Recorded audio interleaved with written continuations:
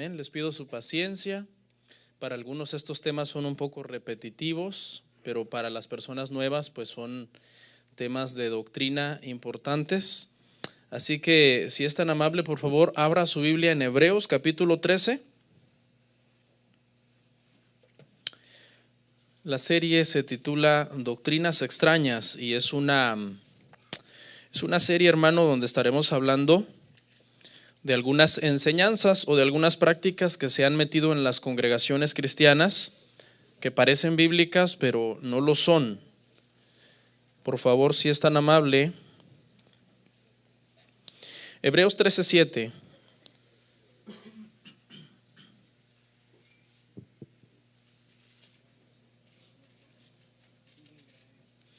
Hebreos 13:7, leemos del verso 7 al 9. ¿Lo encontró? Dice la palabra del Señor: Acordaos de vuestros pastores que os hablaron la palabra de Dios. Considerad cuál haya sido el resultado de su conducta e imitad su fe. Jesucristo es el mismo ayer y hoy y por los siglos. No, dice, os dejéis de llevar de doctrinas diversas y extrañas, porque buena cosa es afirmar el corazón con la gracia. No con viandas que nunca aprovecharon a los que se han ocupado de ellas. Vamos a orar. Señor, te damos gracias en el nombre de Cristo Jesús. En este momento nos disponemos, Padre, para estudiar la palabra, para aprender tu voluntad en ella escrita para nuestras vidas. Te pido, Señor, en estos domingos que estaré hablando sobre este importante tema, que me des gracia, que me des sabiduría, que nuestros hermanos puedan también abrir su corazón y dejarse enseñar, Padre, para que tengamos una instrucción bíblica, una instrucción correcta. En Cristo Jesús, amén. ¿Pueden sentarse? La serie se llama Doctrinas Extrañas, hermano, y lejos de doctrinas en realidad son prácticas extrañas, porque son una serie y una cuestión de enseñanzas que el día de hoy, hermano, son bien comunes en las congregaciones cristianas. Yo diría que el 90% de las congregaciones cristianas tienen estas prácticas que yo les quiero hablar el día de hoy. Por favor, le pido pues madurez, le pido paciencia. Yo sé que hay hermanos que a veces dicen, ya el pastor ya habló mucho de eso, pero es importante que entendamos por qué, que entendamos por qué estas prácticas son antibíblicas. El día de hoy yo lo que le voy a dar es las bases bíblicas para que usted, porque hay muchos aquí que saben y dicen, sí, eso es antibíblico, pero si yo le digo, ok, explíquemelo con los versículos de la Biblia de respaldo, quizás no lo sabe. Entonces, mire, el tema del día de hoy se titula la confesión positiva. Esa es una práctica muy común dentro de la iglesia en estos días, la famosísima confesión positiva. Decidí iniciar con este tema, el primer tema en esta serie, porque recientemente, hace una semana, acaba de pasar el 31 de diciembre. Y el 31 de diciembre, pues lo más común en la mayor parte de congregaciones es algo que le llaman la famosísima proclama profética, que consiste en una reunión especial ese día 31 de diciembre, y el propósito de esa proclama profética es tratar de declarar y de decretar qué es lo que tú quieres para el año que está a punto de comenzar en unas horas. Generalmente lo hacen tipo 9, 10 de la noche, y el propósito es, ok, nosotros ahora mismo, con el poder que Dios nos da y porque somos muy especiales, vamos a decretar y a declarar lo que queremos para el 2017, en este caso, ¿no? Y hay que rechazar y cancelar lo que no queremos que nos pase. Pero ¿no se le hace raro, hermano, que pastores hagan esto y que también mentalistas y psíquicos lo hagan? ¿No les parece eso extraño? Porque si usted pone, hermano, los canales de televisión el 31 de diciembre, también eso lo está haciendo el niño prodigio, también lo está haciendo El Brujo Mayor en Univisión o en Telemundo, no sé, en algunos canales hispanos. Walter Mercado, en fin, varias personas están haciendo lo mismo. Entonces, qué extraño que el apóstol fulano, entre comillas, está haciendo una proclama profética y el brujo mayor también. O sea, ¿no les parece eso un poco como, espérate, pero ¿por qué? ¿Por qué estamos haciendo la iglesia y las personas del mundo están haciendo también lo mismo? Yo sé que muchos tienen sus argumentos. Pastor, estamos hablando en fe, porque somos personas de fe. Pero ¿de verdad fe es eso? ¿Es fe a la luz de la Biblia? Tratar tú de decretar, declarar y activar lo que tú quieres para el año que viene. ¿De verdad es eso fe? Yo sé que muchos me dirían, sí, pastor, porque Hebreos 11:1 es claro. Es pues la fe, la certeza de lo que se espera y la convicción de lo que no se ve. Eso dice, pero eso significa. Hoy vamos a ver a la luz de la palabra, hermano, cómo los versos famosos que se usan para justificar la confesión positiva están fuera de contexto. ¿Ok? Porque la Biblia es clara respecto a cómo nosotros debemos de pedir para mañana. La Biblia es clarísima cómo nosotros debemos de pedir para mañana. Vaya conmigo por favor a Santiago 4:13. Santiago 4:13. Mando saludos a todos los que están conectados en internet. Nos han reportado sintonía de lugares muy remotos hasta España, en Italia, y les mandamos saludos. Espero que estén conectados. No sé qué hora es allá, creo que allá es un horario muy diferente. Parece que España son 8 horas de diferencia, 6. Pero bueno, ellos también lo ven en YouTube después. Santiago 4:13, ¿lo encontró? Escuche, vamos ahora los que decís, hoy y mañana iremos a tal ciudad y estaremos allá un año y traficaremos y ganaremos, cuando no sabéis lo que será mañana. Porque ¿qué es vuestra vida? Ciertamente es neblina que se aparece por un poco de tiempo y luego se desvanece. En lugar de lo cual deberíais decir, ¿qué deberíamos decir? Lea ahí conmigo. Si el Señor quiere, viviremos y haremos esto o aquello. Pero ahora, esta es la reprensión al que hace eso de empezar a decir qué es lo que va a hacer el año que viene. Escuche, pero ahora os jactáis en vuestras soberbias. Toda jactancia semejante es mala, y al que sabe hacer lo bueno y no lo hace, le es pecado. Analicemos unas frases rapidito. No sabéis, dice, qué será mañana. O sea, el mañana no nos pertenece a nosotros. Usted se puede morir hoy. Yo no quiero que usted se muera, ni yo me quiero morir, pero usted se puede morir hoy. ¿Hay una posibilidad que usted muera hoy? Sí. Es más, hay muchas posibilidades que muramos, porque se imagina tantos peligros que hay allá afuera. El 31 de diciembre en Brasil se reunieron unas personas a esperar el año nuevo y un hombre enloqueció en la reunión, sacó la pistola y mató a 12 de ellos y se suicidó. Qué bueno que usted no fue a esa fiesta.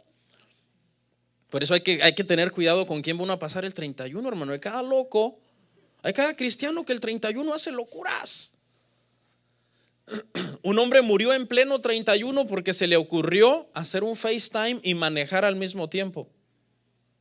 Murió en un accidente de tránsito por una imprudencia. Esas personas, lamentablemente lo digo sin alegría ni nada, sino con tristeza, no llegaron al nuevo año, perdieron la vida antes de recibir el año. Entonces no sabemos qué será mañana. Nosotros no podemos ponernos soberbiamente a decir, no, es que será esto, será aquello, será el mejor año de mi vida. Así lo dice el Señor. Hasta se pone la gente a profetizar. No es que yo lo creo, no es que yo ya atrapé esa palabra, me quedé con ella, la sellé con $100 y es mía, nadie me la puede quitar porque cuesta $100. Porque hay gente que, usted ha visto eso, ¿no? Que hay gente que luego un predicador dice una palabra bonita y alguien pasa corriendo con un billete de a 50. Ok, es mía. Y la agarra como que uno está vendiendo versículos o vendiendo, bueno, versículos. Todavía es bueno decir versículos y que alguien diga, gloria a Dios, paso corriendo y me arrepiento. Pero estar pagando porque alguien me esté diciendo algo bonito, algo que me guste, que me rasque el oído. Otra frase dice: pero ahora os jactáis en vuestras soberbias.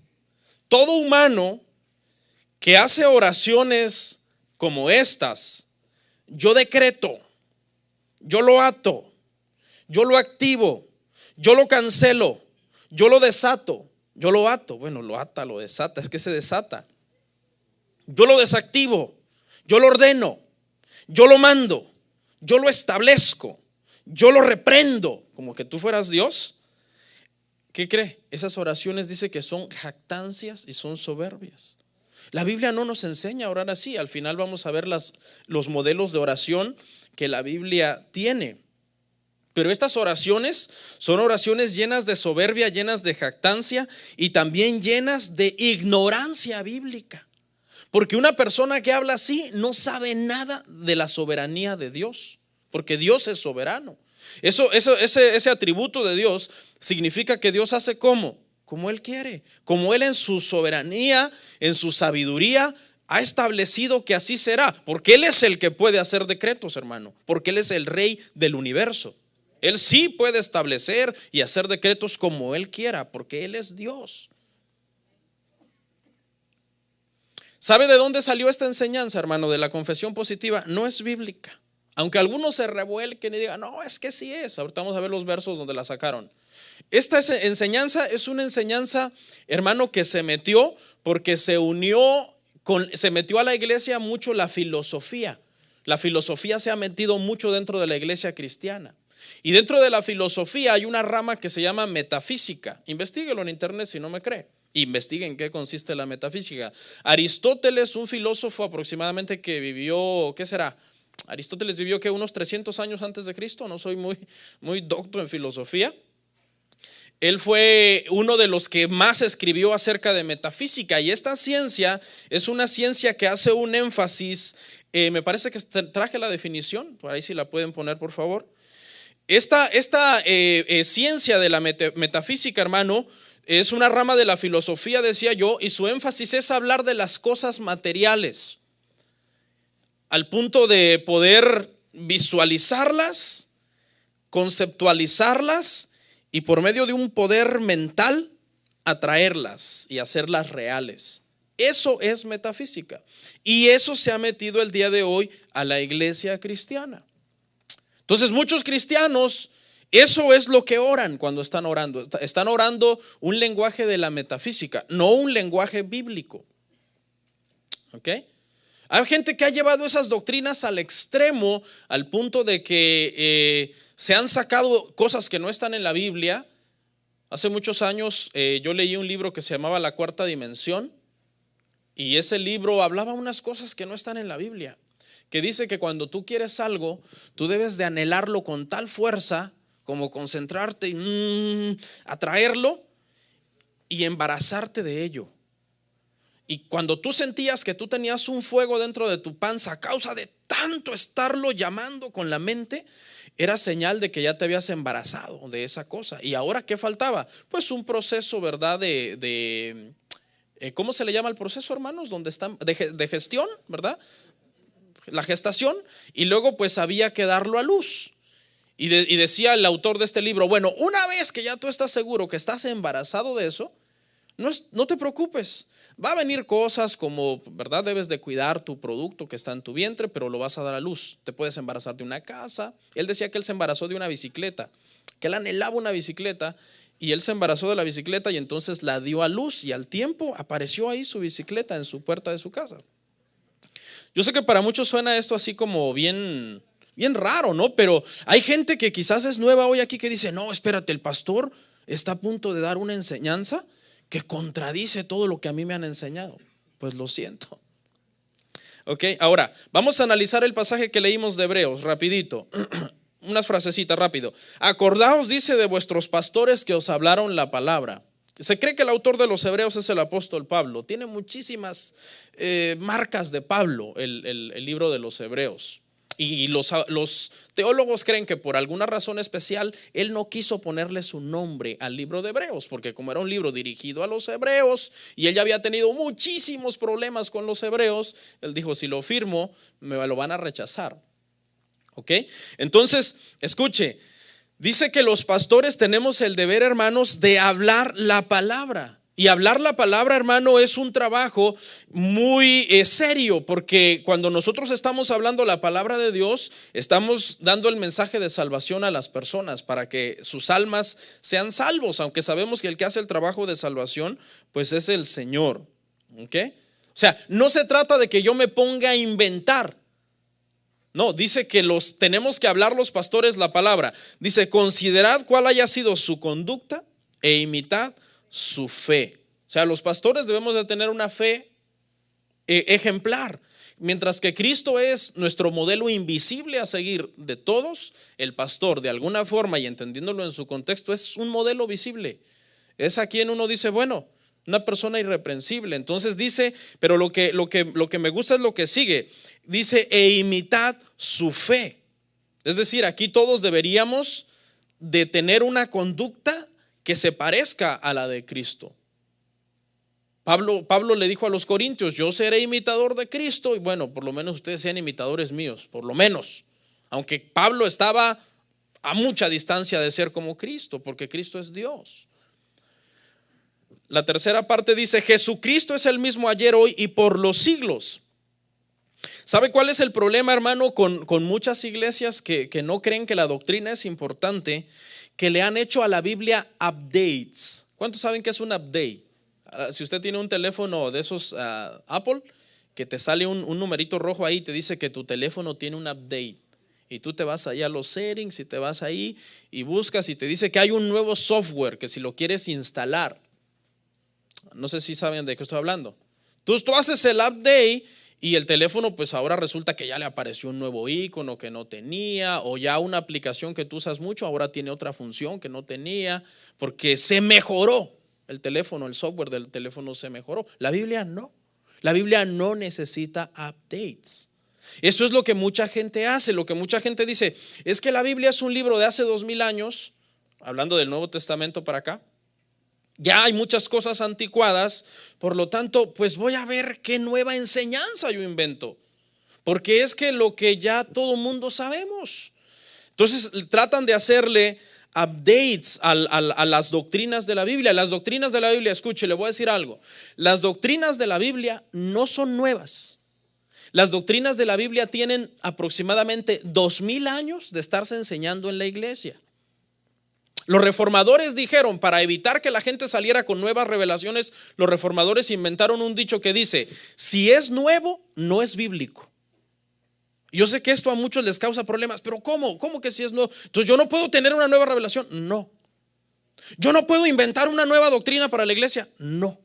Ya todas las doctrinas de la iglesia están en la Biblia desde hace 2000 años. Desde hace 2000 años están ahí. Yo como pastor, yo lo único que estoy, hermano, es repasando las doctrinas de la Biblia. Yo estoy repasando las doctrinas que enseñaron los apóstoles, que enseñaron los padres de la iglesia, o sea, los discípulos de los apóstoles. Estamos repasando las doctrinas que rescataron los reformadores en el siglo XVI. Los reformadores rescataron las doctrinas bíblicas porque Roma las había secuestrado y las había cambiado por un montón de dogmas y costumbres y tradiciones. Y los reformadores la rescataron. Yo no tengo nada nuevo que predicarles, hermano. Ni ningún predicador tiene nada nuevo que predicarles. Esto que yo le estoy predicando para muchos es nuevo, pero es nuevo por falta de conocimiento bíblico, no porque sea nuevo en la Biblia. En la Biblia ha estado plasmado por 2000 años. No sé si me doy a entender. Si es nuevo, no es bíblico. O sea, yo lo único que estoy es repasando, enseñándole, repasando, depurando. Esta es una serie para depurar cosas que se han metido a la iglesia. Lo que pasa es que cuando los recién convertidos llegan a una iglesia con mala doctrina, lo que les enseñan a esas personas creen que eso es así, que así dice, así es, porque así me lo enseñó mi pastor.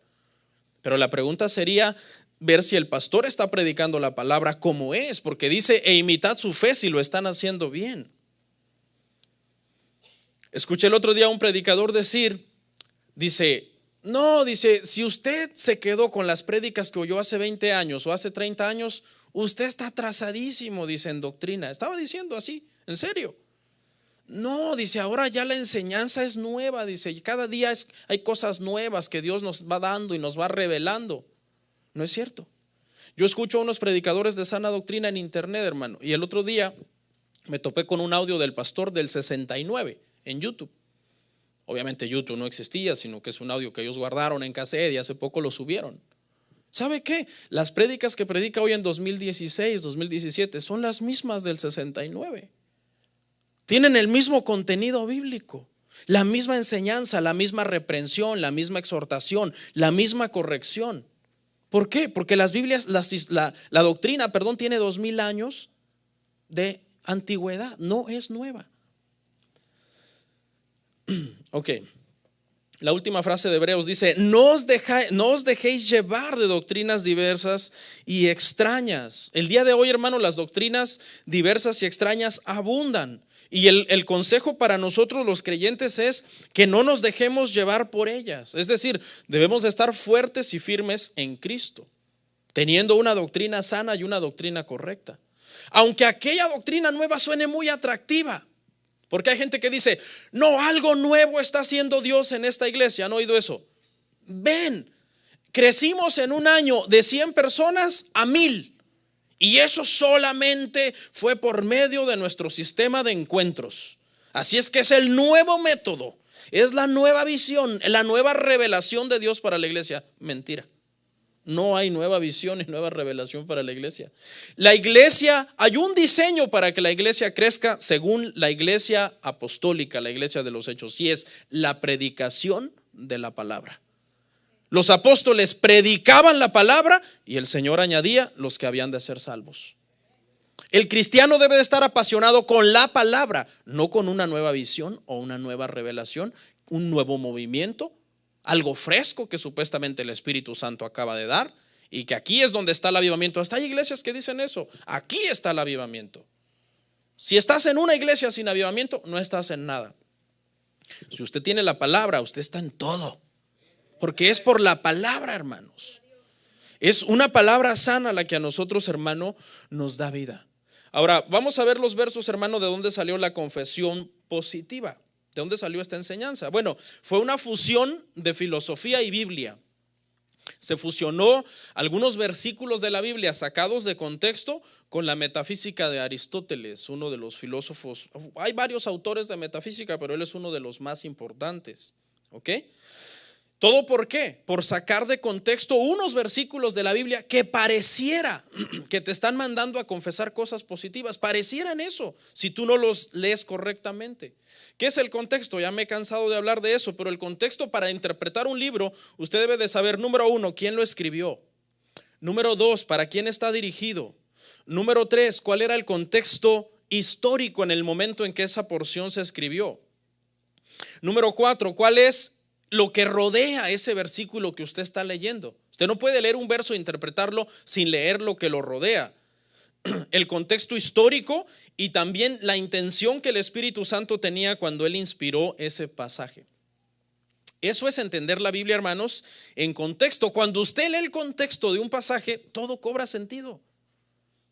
Usted ha oído a gente que dice, me voy a meter a ayunar un montón de días para que Dios me revele un verso que está difícil. Eso es antibíblico. La primera regla de la hermenéutica, que es la ciencia que se dedica a interpretar la Biblia, dice que la Biblia es el mismo intérprete de sí misma. ¿Qué quiere decir eso? Que si yo estoy batallando con un verso, yo tengo que ir a toda la Biblia, a leer el Antiguo Testamento, a leer el contexto inmediato, el contexto general del libro, para entender por qué se está diciendo eso. Y hacer una buena exégesis. Hacer una buena exégesis de un versículo consiste en buscar lo que ese versículo significa en la Biblia. Eso es una buena exégesis. Pero hay otro término muy parecido y los dos son términos teológicos. Hay un término que se llama eisegesis. Traje una lámina, no sé si me la pueden poner, por favor. Escuche, exégesis es buscar el significado del texto en el mismo contexto del texto que se está estudiando. Y escuche lo que significa eisegesis, ahí está en la pantalla. Es imponer mi interpretación personal al texto. Eso es lo que la mayor parte de predicadores hace el día de hoy. Agarran el versículo, no estudian todo el contexto del versículo. No, esto significa esto, es decir, lo que yo creo que significa. ¿Para qué? Para que cumpla con el mensaje que yo le quiero dar a la gente. Por ejemplo, se ha abusado mucho en el mensaje de los famosos sacrificios, el sacrificio de Abraham. ¿Para qué? Ni el contexto histórico no tiene nada que ver con levantarle una ofrenda a la iglesia y pedirle dinero a la iglesia, no. Tiene que ver con una sombra de lo que había de venir, que Cristo iba a venir a ser crucificado. Pero la gente lo agarra, no, esto significa que nosotros tenemos que dar hasta que nos duela, porque a Abraham le dolió llevar a Isaac al monte Moriah y estaba a punto de matarlo. Nada que ver. Ok. Vamos a ver unos versos, hermano, de donde se ha sacado, donde se ha fusionado la metafísica y el cristianismo para hablar de la famosa confesión positiva. Proverbios 6:2.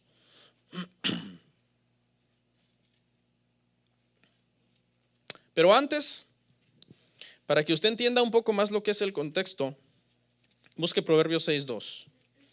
Quiero ver. Aquí tengo una carta. Esta carta me la mandó mi esposa hace mucho tiempo, en 2003, cuando éramos novios. Le voy a dar un ejemplo, hermano, de lo que es contexto para aquellos que están batallando y dicen, pero es que ¿qué es contexto? ¿Qué es contexto? Escuche, mi esposa y yo comenzamos una relación en el 2003. Ella estaba en Guatemala, yo estaba aquí en Estados Unidos. En el tiempo que pasó para que nos juntáramos, nos mandamos varias cartas. Ella me mandó varias y yo también. ¿Okay? Esta carta me la mandó el 7 de diciembre del 2003. Mire, le voy a leer un párrafo de esta carta. Escuche, dice: sabía que yo me iría para Estados Unidos en un fin de año, pero las cosas no son tan fáciles aquí para poder viajar. Claro que en mis planes todavía está intentarlo. No ahorita, pero sí el próximo año, si es la voluntad de Dios. Pienso ir a principio de año y si Dios quiere, no pasará mucho tiempo para que nos veamos. Le voy a hacer una pregunta. ¿Cuántos de ustedes entendieron la carta?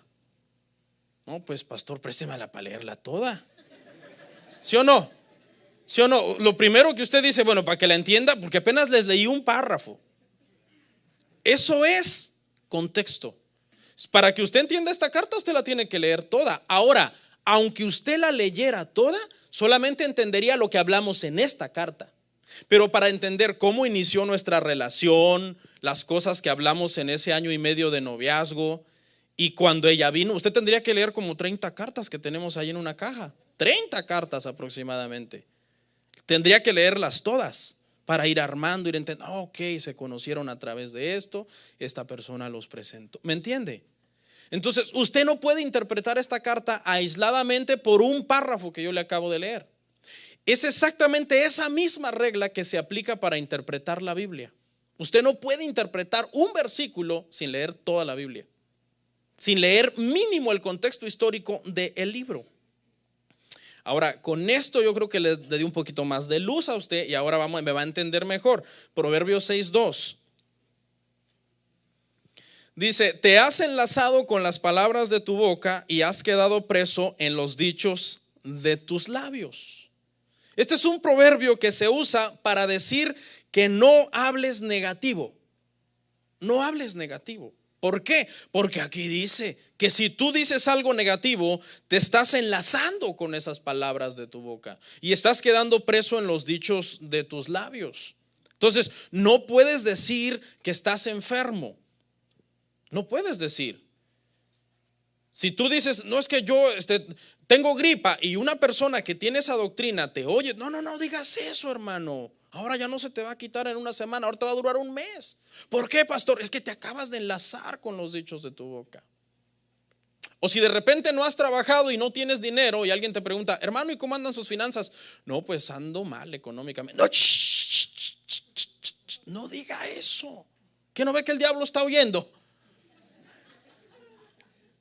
Y son unas doctrinas fanáticas, hermano, al punto de la locura, que tú dices, espérate, a esta gente le faltan 20 centavos para el dólar en la cabeza.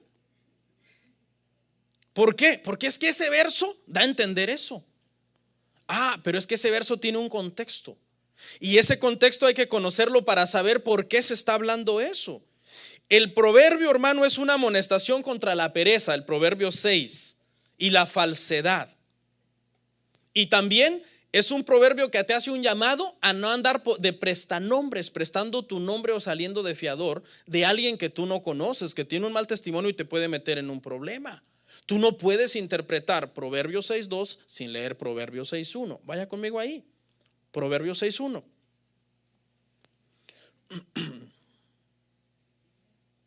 Hijo mío, si salieres fiador por tu amigo y has empeñado tu palabra a un extraño, entonces es que usted interpreta el verso 2. Te has enlazado con las palabras de tu boca y has quedado preso con los dichos de tus labios. ¿Por qué? Porque ahora tú le prestaste tu nombre, tu firma, o saliste de fiador de alguien que te quedó mal, y ahora tú eres el responsable de pagar ese carro que esa persona dejó a medias. Quedaste atrapado en ese compromiso. ¿Por qué? Por andar prestando tu nombre y por andar diciendo, sí, yo lo conozco, sí, yo lo apoyo. Esas palabras son las que ahora te han dejado enlazado en ese compromiso y preso en ese compromiso. ¿Entendieron? No tiene nada que ver con que tú no digas lo que está pasando. Si a ti tu hijo se te cayó y se quebró la mano y alguien te llama, ¿y cómo está? Mi hijo se cayó, se quebró la mano. Es la verdad. Ni modo que tú digas lo que se ha metido a la iglesia esto. Sí, se quebró la mano, ya vi que está bien quebrada, pero por fe no se la quebró. ¿Qué es eso? Pastor, entonces no podemos hablar fe. Ya vamos a llegar ahí. Otro verso que se usa para decir que tienes que confesar solo cosas buenas y no malas. Proverbios 18:21. Y como estos hay muchos, hermano, ¿ok? La Biblia no se contradice. La confesión positiva es antibíblica. Yo le podría explicar todos, pero por tiempo no puedo. Solamente vamos a ver unos. Escuche, la muerte y la vida están en el poder de la lengua, y el que la ama comerá sus frutos. ¿Cuál es el contexto, pastor, de este proverbio? El contexto está bien, ese capítulo viene remontado desde Proverbios 16. Si quiere en su casa váyase hasta Proverbios 16, empiece a leer desde Proverbios 16:1 hasta que llegue a Proverbios 18:21 para que usted entienda. Pero como usted no lo va a hacer ahorita, yo le voy a decir de qué viene hablando. Viene hablando de no decir chismes, de no decir mentiras, de no hablar mucho, porque los necios hablan mucho, de saber cuándo guardar silencio, de no ser testigo falso, de no hablar contienda. En ese contexto está hablando de que nosotros tengamos cuidado con lo que nosotros hablamos.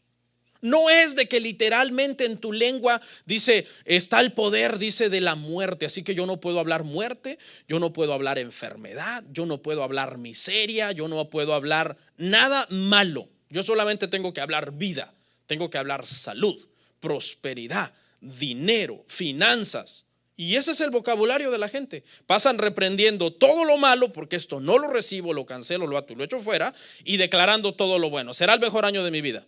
Seré rico este año. Estaré mejor que nunca. No me enfermaré, ni mis hijos se enfermarán. Pues ¿qué eres Dios? Porque Dios es el único que es el dueño de la vida, de la salud, de la luz, del oxígeno, de todo lo que recibimos cada día.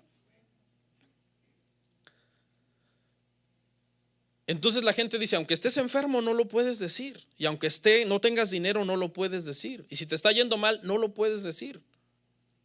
Entonces es una contradicción que tú vengas y le pidas a alguien dinero y le digas, hermano, présteme $500.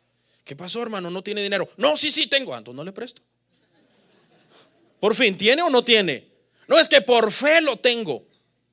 ¿Por fe? ¿Y de dónde sacó eso? La Biblia dice que llamemos las cosas que no son como si fueran. ¿A poco no dice? Ahí lo topamos, pastor, hasta ahí llegó. Bueno, a ver si es cierto, vamos a ver los argumentos. Ese es el primero. Romanos 4:17.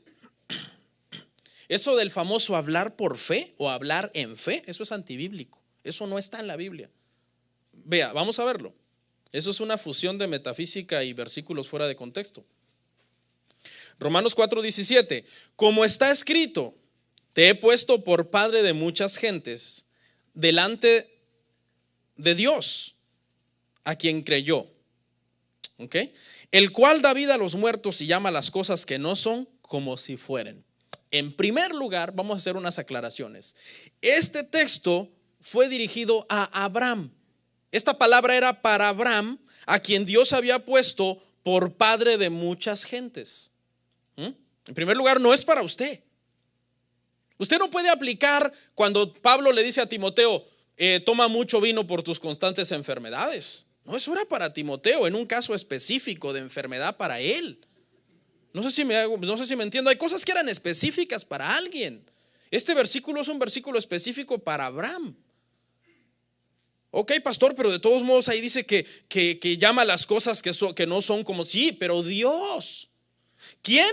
Dice, delante de Dios, a quien creyó, el cual da vida a los muertos. ¿Quién es el que da vida a los muertos? Dios. ¿Y qué más hace Dios? Llama las cosas que no son como si fueran. O sea, tú no eres el que puede llamar las cosas que son como si fuesen. Pastor, pero ¿no se supone que somos hijos de Dios y que mayores obras que Él haríamos? Bueno, veamos el contexto. Escuche, el contexto de Romanos 4:17 está hablando de los que por la fe de Abraham habían de venir a ser salvos. ¿Sí? Porque Abraham creyó a Dios y le fue contado por justicia. Esto que dice aquí, llama las cosas que no son como si fueran. Escuche el significado bíblico. Esta porción significa que los que estábamos perdidos sin Cristo, que no éramos pueblo de Dios ni hijos de Dios, éramos por la fe de Abraham llamados a ser hijos de Dios. No éramos, pero fuimos llamados a ser. Entonces Dios es el que llamó esas cosas que no eran, es decir, a nosotros los que no éramos salvos y nos llamó para ser salvos. No sé si me explico. Dios declaró a Jesús pecado sin serlo, lo dije la semana pasada, y por esa fe de Abraham nos declaró a nosotros justos sin serlo. ¿Cuándo? Bueno, antes que lo fuéramos, y nos llamó de no serlo hacerlo. Eso es lo que este verso significa. No significa que yo estoy llamando un carro con mi supermente. Estoy llamando un carro porque la Biblia dice que no es, pero que yo lo llame como si fuese. Nada que ver. Es un pasaje que tiene que ver con la gracia de Dios, que está llamando a gente pecadora que no era justa, la está llamando como si fuera justa. Nada que ver. Usted no puede ponerse a llamar cosas que no son como si fuesen. No, yo voy a empezar a llamar a esa muchacha y es mía en el nombre de Jesús. Por un soltero que se quiera casar, dice, es mi esposa. Dice, no, ¿cuándo se casaron? No, todavía no, la estoy llamando como si fuera. Ese vocabulario tan loco se ha metido a la iglesia, hermano. Los incrédulos o los intelectuales. Bueno, ¿y estos locos chiflados? Porque hemos torcido el evangelio en un evangelio de locura. O hay gente que pasa por la colonia y ya ve una casa bonita. Ay, en el nombre de Jesús es mía. Espérate, si tiene dueño. ¿Cómo que es tuya? No, es que la estoy llamando, la estoy llamando como si fuera. Declaro que el Señor va a provocar que este hombre caiga en bancarrota y va a ser mía. ¿Qué locuras, hermano? No, se lo vuelvo a repetir porque es que este verso es el que más usan para defender la confesión positiva. Este versículo, lo voy a hacer en cámara lenta, de llamar las cosas que no son como si fuesen, significa que Dios nos llamó a nosotros justos antes de serlo. Lea todo el pasaje ahí en Romanos 4, donde está hablando del ejemplo de Abraham, para que usted entienda el contexto de la carta, como el contexto que usted ni entendió. Y muchos se mueren de curiosidad de saber qué más dice, pero no le voy a decir. Ayer antes de leerlo le hice highlight, digo, para no equivocarme, leer algo penoso. No, porque es que me aventaba unos piropos, hermano. Otro argumento, ok, pastor, pero Hebreos 11:1, pastor, dice claro, que es la convicción de lo que no es. Ya va a ver lo que significa. Vamos primero a Hebreos 11:3. Hebreos 11:3. Dice, por la fe entendemos haber sido constituido el universo por la palabra de Dios, de modo que lo que se ve fue hecho de lo que no se veía. Este es otro verso que la gente usa para justificar la famosa confesión positiva. O podemos llamar a existencia las cosas. Espérese, en primer lugar, ¿usted cuándo ha creado algo? Creado de la nada. Creado de la nada. ¿Quién de ustedes ha creado algo de la nada? ¿Alguno? No. Porque el único creador es Dios. Nosotros podemos ser creativos y usamos la materia que Dios ya creó. Los que hacen los carros, las computadoras, los teléfonos, las sillas. Nosotros los seres humanos no somos creadores de nada, porque no podemos partir de la nada. Siempre tenemos que usar la materia prima que Dios ya creó para hacer algo. Entonces usted no puede crear nada de la nada, hermano. Entonces escuche.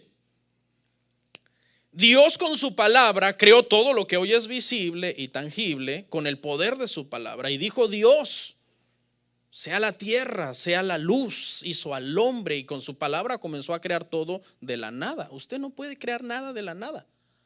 Pero escuche, entonces Hebreos 11:1, pastor, vaya conmigo ahí.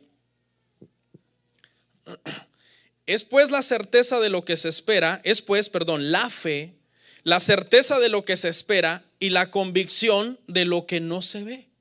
Entonces, significa, escuche, que este verso lo podemos usar nosotros para esperar con convicción algo que queremos, que no vemos, pero que lo único que tenemos que hacer es decir, yo estoy seguro que lo tendré. ¿Pero tienes fe? Sí, tengo fe.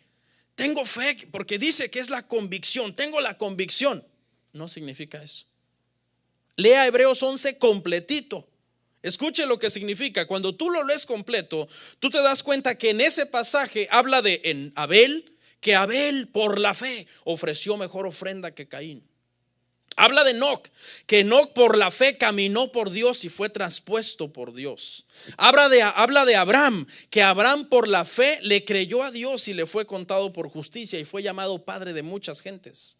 Habla de Jacob, que por la fe, ¿qué hizo? Jacob, acuérdese, dice que obtuvo la primogenitura, trabajó allá por sus esposas, regresó y fue el padre de las 12 tribus de Israel. José, por su fe, le dijo a la mujer de Potifar, lejos sea de mí que yo peque contra mi Dios. Por la fe Moisés rehusó llamarse hijo de la hija de Faraón y prefirió sufrir con todos los esclavos. ¿Sabe de qué habla este pasaje, Hebreos 11? Hebreos 11 habla de que todos estos patriarcas que yo le mencioné, todos estos héroes de la fe del Antiguo Testamento, por la fe esperaron al Mesías. Eso significa Hebreos 11:1. Ellos tenían esa convicción y esa fe de que el Mesías vendría. Y por esa fe en el Mesías hicieron todo lo que hicieron por Dios. Taparon boca de leones, pusieron en fuga ejércitos. Fueron hombres poderosos.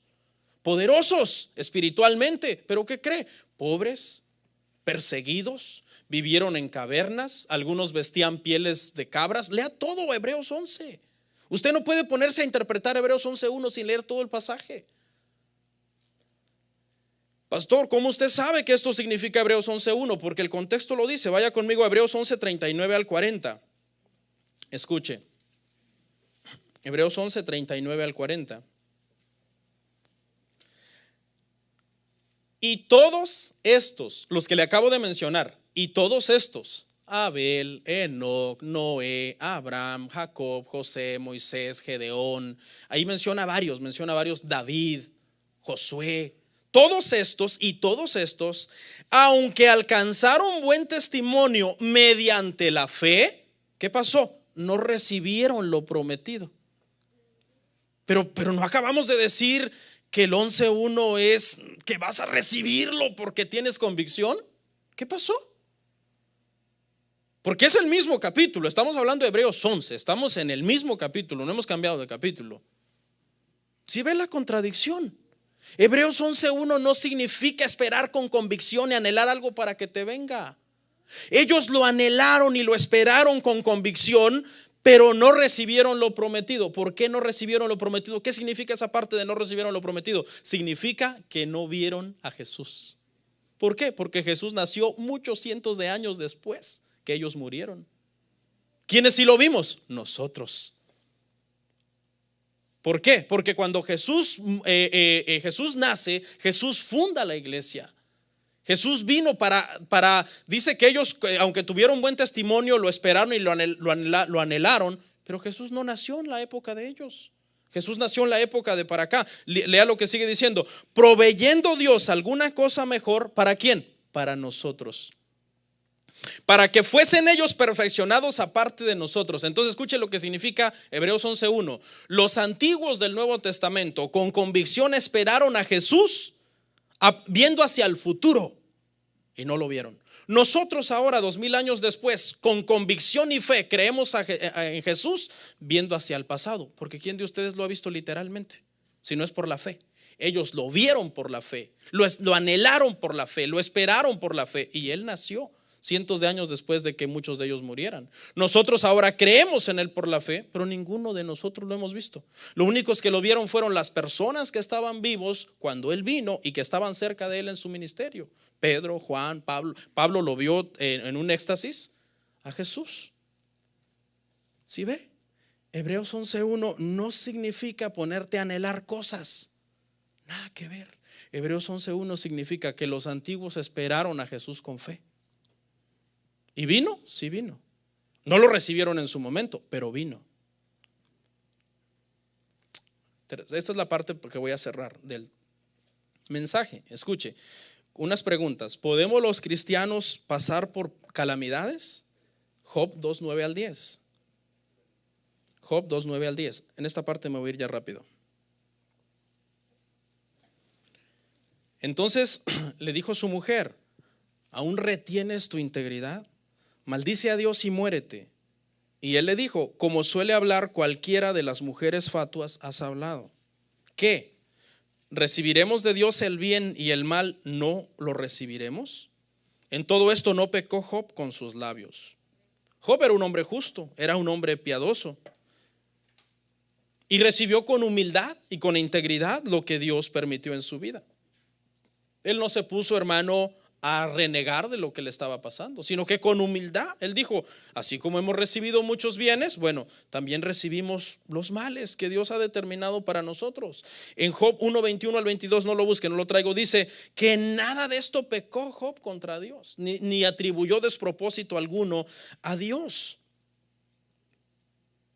Se ha metido que todo lo malo que pasa a un cristiano es culpa del diablo. Eso no es cierto. Si usted supiera quién es el responsable de todo lo malo que le pasa a un cristiano, su teología se cae al piso. Es Dios. Dios es soberano. ¿Sabe que un pastor que yo respeto mucho, pastor Paul Washer, dice que el problema de nosotros los cristianos no es que el diablo sea malo, sino el problema de nosotros los cristianos es que Dios es bueno? ¿Y eso qué significa? Es bueno, es santo, aborrece el pecado, y todos los pecadores serán condenados. Eso es lo que significa. Y todo lo que pasa, escucha, tú eres cristiano, tú camina cada día agradando al Señor, haciendo la voluntad del Señor, y deja que todo lo que pase esté en la soberanía de Dios. Tranquilo. Job descansó en Dios. Él era un hombre recto, un hombre íntegro. Descansó en Dios. Jehová dio, Jehová quitó. Siga siendo bendito el nombre de Jehová. ¿Por qué no dijo el diablo quitó? Porque Job sabía que Dios es soberano y que el diablo tuvo que ir a pedir permiso a Dios. Hermano, espero que después de estas enseñanzas que ya les hemos, ya hasta yo estoy cansado de predicar esto. Espero que ya después se quite tanto misticismo. Todavía hay por ahí hermanitas místicas que salen con cada cosa. Que el diablo esto, que el diablo qué. Dios es soberano. Claro, el diablo puede influenciar, mandar dardos de fuego y todo eso, pero si Dios lo permite, no hay nada que puedas hacer, porque tú estás en las manos de un Dios soberano.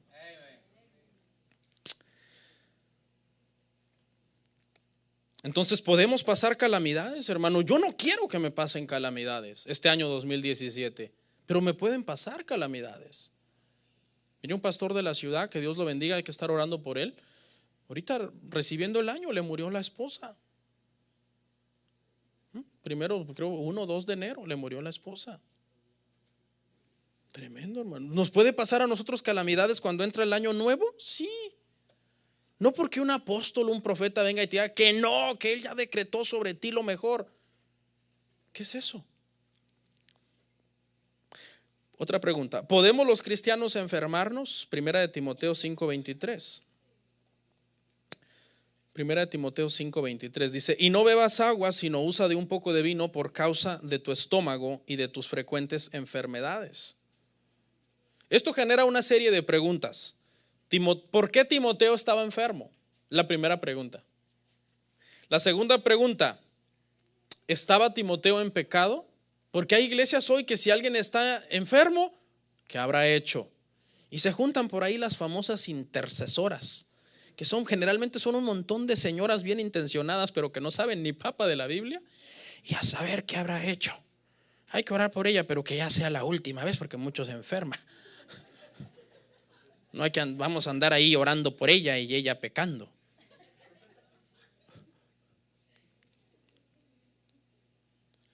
¿Por qué no tenía poder Timoteo para sanarse? ¿Por qué recurrieron a una medicina en lugar de una oración de fe que poderosísima? Yo ahorita te sano, porque hay gente que creen que ellos sanan. ¿No tenía fe? La respuesta es la siguiente: Timoteo era simplemente un ser humano con un cuerpo mortal, como el tuyo y como el mío, que se enferma, que sufre, que está sujeto a la gravedad. Si tú te tiras de un edificio de 3 pisos, la gravedad te atrae y te matas. Simplemente era un humano. ¿Por qué Timoteo no canceló, ató y rechazó su enfermedad? Porque Timoteo sí sabía orar. Y él sabía que eso es antibíblico. Ni existía esa doctrina, esa enseñanza, esa práctica. No existía. Los apóstoles sabían orar. ¿Por qué Pablo no lo sanó si era su hijo amado en la fe? Seguramente Pablo oró por él. Sí, claro. Pablo dice en las epístolas: estoy orando por ustedes. Le dice a los romanos, a los tesalonicenses. Cuando me acuerdo de ustedes, dice: hago oración a mi Dios por vosotros. Claro, Pablo oró por él. ¿Y por qué Pablo no lo sanó? No dicen los apóstoles de hoy que ellos tienen don de sanidad. Porque sabe que, hermano, el que sana es Dios. Él sana cuando Él quiere, y cuando Él no quiere, la persona muere. ¿Se acuerda cuando Pablo tuvo un problema él mismo y oró a Dios y le rogó 3 veces? Dice 2 Corintios 12:9. 3 veces, dice, le rogó a su Dios, al Dios nuestro. Y el Señor le dijo: bástate de mi gracia, porque mi poder se perfecciona en tu debilidad. Le dejó la enfermedad. Algunos teólogos creen que era una enfermedad de los ojos.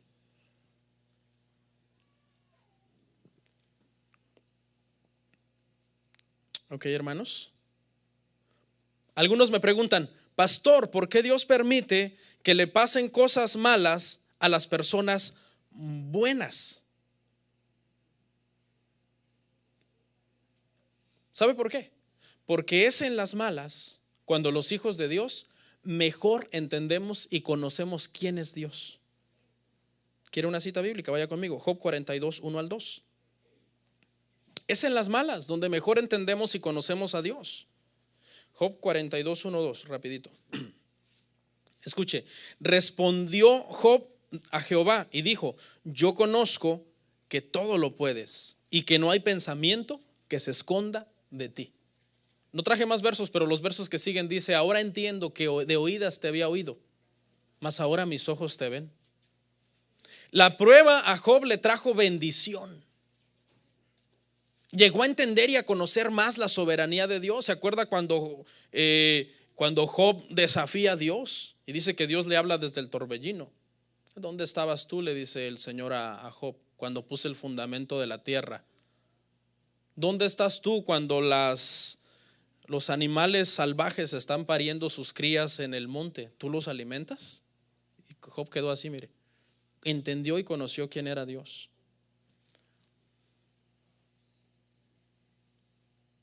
Ahora, el ser más santo que ha pisado este planeta sufrió: Jesús. Y a que usted no sabe quién planeó ese sufrimiento. Dios. Hechos 4:12. Dios. planeó el sufrimiento de Jesús. Ahora la pregunta es, si Dios permite que el ser más santo del universo sufra, ¿por qué angustiarnos si sufrimos nosotros los pecadores, hermano? Si de todos modos un día nos vamos a morir, hermano, eso está claro, ¿verdad, hermano?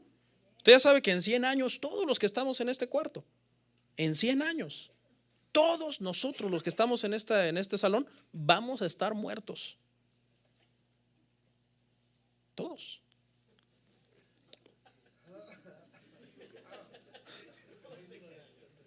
¿Podemos los cristianos sufrir? Claro que sí, podemos sufrir. Algunos dicen, pues me salgo del cuarto. Aunque te salgas en 100 años aquí, ninguno va a estar vivo. Ninguno. Es más, de algunos de nosotros ya hasta solo el fémur va a estar, hermano, que es el hueso más duro de disolver. Pastor, qué buena palabra me está dando para arrancar el año bien animado. Son realidades, hermano. Pero está puesta nuestra fe en solo lo bueno que pueda venir. ¿Y qué vas a hacer cuando te venga lo malo? Apostatar, renegar, blasfemar el nombre de Dios. Eso era lo que quería la mujer de Job. ¿Aún retienes tu integridad?, le dijo. Maldice a Dios y muérete. Quería la herencia y buscarse otro. Porque Job era rico, ¿no? Qué tremendo, hermano. El evangelio, escuche, yo le voy a decir una cosa. Cuando usted empiece a vivir el evangelio de la Biblia, usted va a poner sus pies sobre la tierra y va a ser un verdadero cristiano, que va a dejar de vivir de un montón de misticismos que no son bíblicos. Sinceramente, no es afán de jactarme ni nada, pero con mi esposa, desde que nosotros hemos retomado un evangelio bíblico en nuestra familia, en nuestro matrimonio, ¿cómo han mejorado las cosas en nuestra vida? Me refiero dentro de mí. O sea, la doctrina correcta, hermano, te confronta, te lleva a tener un verdadero carácter cristiano, te confronta y te dice, ¿eres salvo o no? ¿Eres hijo de Dios o no? ¿De quién eres hijo? ¿Es digno que lleves así tu matrimonio? ¿Es digno que trates así a tus hijos? ¿Es digno que estés teniendo esos pensamientos si tú dices que eres hijo de Dios? El verdadero evangelio, hermano, es maravilloso. Yo cuando veo un montón de gente, hermano, perdida en esos evangelios falsos, me da tristeza. Me da tristeza, hermano, porque esas personas tienen una venda en los ojos, hermano. Viven un evangelio falso, un evangelio de mentiras. Pero el verdadero evangelio, hermano, es un evangelio donde se pasan cosas. Si usted no quiere sufrir, bueno, váyase a la secta, pare de sufrir. Ahí dice que paraste de sufrir. Eso es falso. Vea lo que dice Hechos 14:22.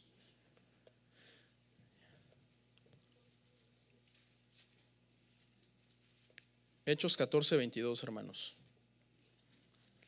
Dice, confirmando los ánimos de los discípulos, exhortándoles a que permaneciesen en la fe. Que permaneciesen en la fe. ¿La fe de qué? La fe de creer en Jesucristo. Y diciéndoles, es necesario que a través de muchas tribulaciones entremos en el reino de Dios. Entendemos el contexto histórico, ¿no? La iglesia estaba siendo perseguida, estaban siendo asesinados los cristianos, y el autor de los Hechos, que es Lucas, el médico Lucas, les dice a los cristianos, permanezcan en la fe. Pase lo que pase, ustedes sigan firmes en Cristo. Usted sabe cómo murieron los mártires de la iglesia. Los ponían y les decían, tienes que renegar de Jesús, y morían sin negar a Jesús, sin negar a su Señor. Pastor, pero es que yo quiero buenas cosas para mí, pastor. Soy un hijo de Dios.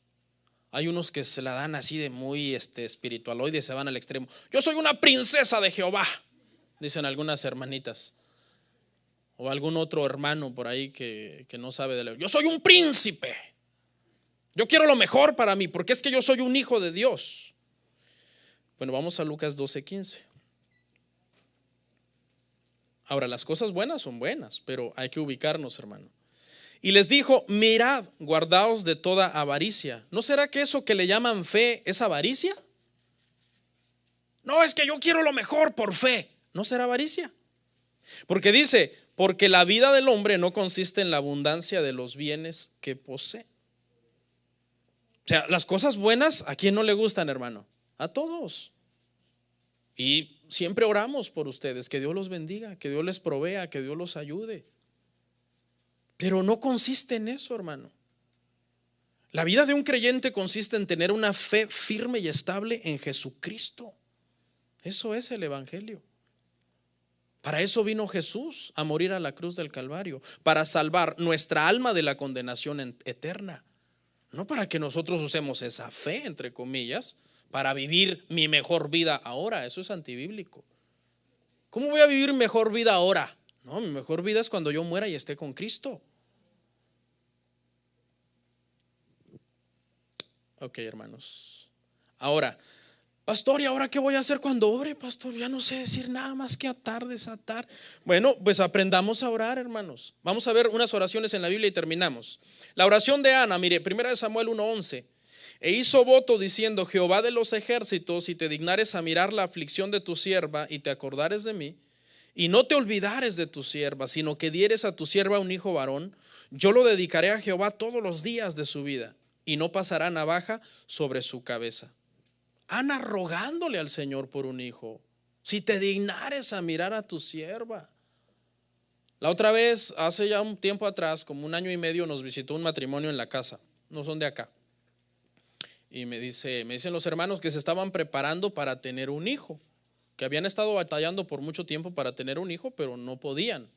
Entonces estaban contentos y me dice: es que estamos contentos porque fuimos a una tienda a comprar pan y nos encontramos una hermana que es profeta.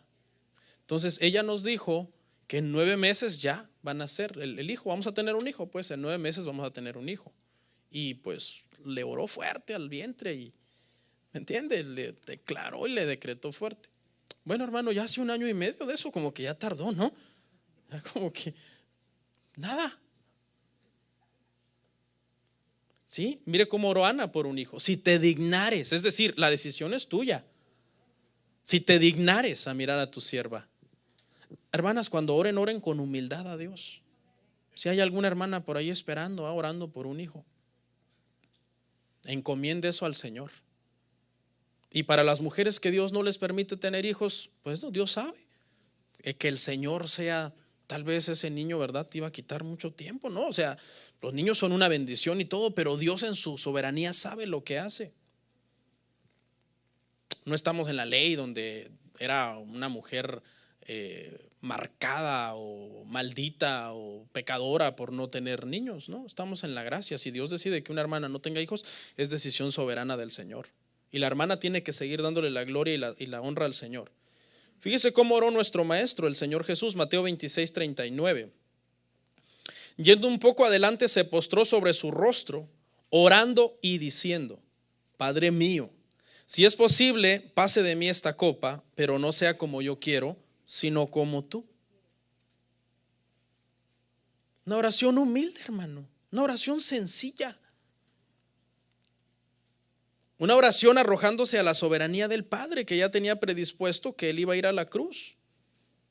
Lo vemos cuando ora por Lázaro también, con humildad. Dice que levanta sus ojos al cielo y dice: Señor, yo sé que tú me oyes, pero en esta ocasión, por causa de estos, te pido, ¿verdad? Y ora por Lázaro. ¿Cuándo ven a Jesús decretando: Lázaro, te decreto vivo? No, él simplemente ora a su Padre, le da gracias a su Padre. Dios ya sabía que iba a hacer ese milagro para que los que estaban ahí vieran el poder que había en Jesús y que Jesús era Dios. La tercera y penúltima, la oración del publicano y el pecador. Lucas 18:11-14. El fariseo puesto en pie oraba consigo mismo de esta manera: Dios, te doy gracias porque no soy como los otros hombres, ladrones, injustos, adúlteros, ni aun como este publicano. Ayuno 2 veces a la semana, doy diezmos de todo lo que gano. Mas el publicano, estando lejos, no quería ni aun alzar los ojos al cielo. ¿Qué dice? Sino que se golpeaba el pecho diciendo: Dios, sé propicio a mi pecador. Os digo que éste descendió a su casa justificado antes que el otro, porque cualquiera que se enaltece será humillado, y el que se humilla será enaltecido. Tenemos que aprender a orar con humildad, hermanos, al Señor.